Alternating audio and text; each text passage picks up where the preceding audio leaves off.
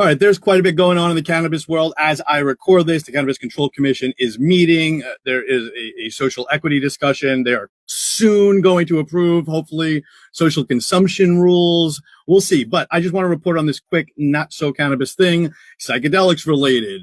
So despite the massive failure of question 4 last year, and by the way, you have to read Jack Gorsline, our great psychedelics reporter's coverage of that issue, even as recently as a couple of weeks ago, really explaining what happened. By the way, I think it's the 1-year anniversary of that massive failure.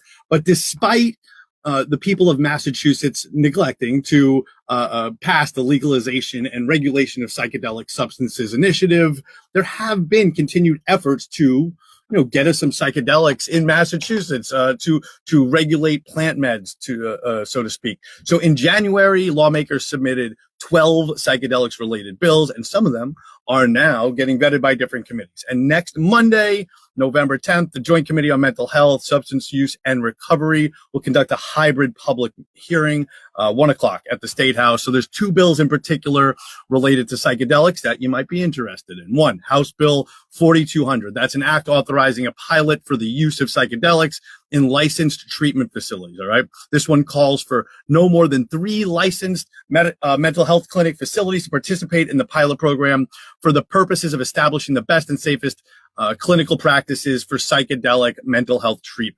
And that one's sponsored by Rep. James O'Day out of Worcester, Weed Central. And that would designate the DPH, the Department of Public Health, to, promulgate the rules, get it basically run this pilot program.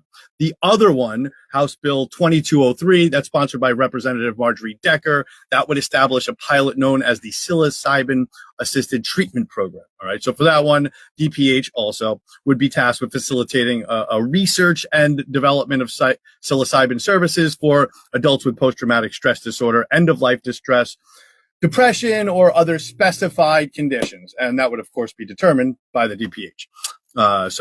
There it is. Check it out. We got that on Talking Joints Memo. I think it's too late to sign up to testify online, but I believe you can do it in person. Either way, check it out. We have all the information, talkingjointsmemo.com, and of course, all sorts of other stories. And some of the stuff that happens in the CCC we'll process today and tomorrow. They're also meeting tomorrow. We'll process that over the weekend. Be sure to check in on Monday. And of course, if you're not subscribed, it's free. Just do it right now. TalkingJointsMemo.com. Talk to you soon.